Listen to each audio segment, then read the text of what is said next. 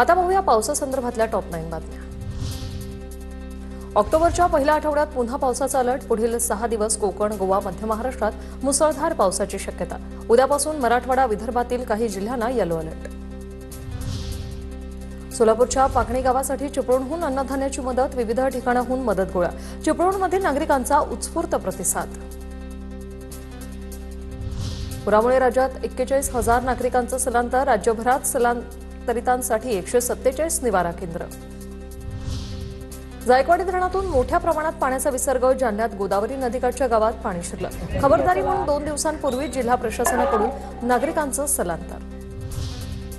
जळगावमधील गिरणा नदीला मोठा पूर। धरणगाव तालुक्यातील चांसरमधील हजारो हेक्टर शेती पाण्याखाली। पंढरपुरात चंद्रभागा नदीला पूर। पुंडलिक मंदिरासह इतर छोटी मंदिरं पाण्याखाली। तर माढ्यातील चव्हाणवाडीच्या ग्रामस्थांचा रस्त्याअभावी जीव धोक्यात घालून प्रवास।